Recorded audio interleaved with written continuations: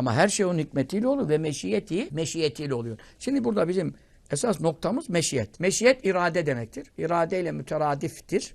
Müteradif yani eşit manalı, eş manalı farklı lafız. Biz irade sıfatını konuşuyoruz. Onun hikmetiyledir, meşiyetidir. Meşiyeti ne demek? Yani Allah-u Teala'nın buradaki Türkçedeki manalar uygun olmuyor. Arzulamak diyorsun. Bu sefer Allah-u Teala her şeyi o yaratıyor. Bazı işler var, razı değil. Razı olmadığı işte iradesi var mı? Var. O zaman iradeye arzulama manası verirsen Türkçe'de rağbet ediyor, istiyor anlamı taşır. Bu mana buna uymuyor. Dilemek. Şimdi maalesef Türkçenin kısırlığından iradeyi dilemekle de tefsir edemiyorsun. Çünkü neden?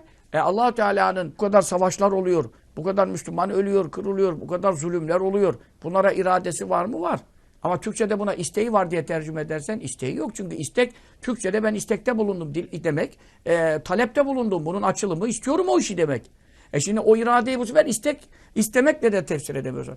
İradesiyledir, meşiyetiyledir. Bu ne demek biliyor musun irade? Tek kelimesiyle bir şeyin olmasını murad edip, bak Arapça konuşursan oluyor, sorun yok murad. Murad ederek onu o istediği, murad ettiği diyelim. Bak istediği yine diyemiyoruz.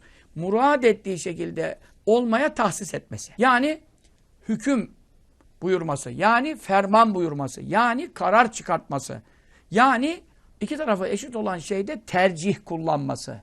Tercih kullanması. Mesela burada ne diyor bak. Bu alemlerden neyin var olacağını ezelde bildi mi bildi. Onun ezelde bilmediği bir şey var olabilir mi?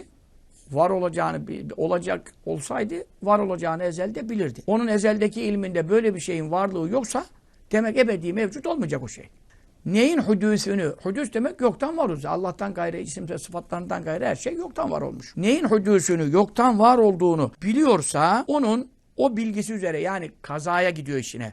Ezelde neyin, ne zaman, ne şekil hudüsünü, zuhurunu, vücudunu, ademden, yokluktan varlık sahasına çıkacağını bildiyse onun o vakti geldiğinde Rabbimiz Teala o şekil üzere, o ilmi üzere, o bilgisine mutabık şekilde o şeyin varlığını tahsis etmesi. Tahsis etmesi takdir de diyebilirsin ona. Yani ne demek? Takdir, Türkçe'de biraz ayarlama tabiri, ayarlama, uyarlama tabiri. Türkçe tabi ibare darlığından konuşuyoruz. Türkçe nakıs kalıyor.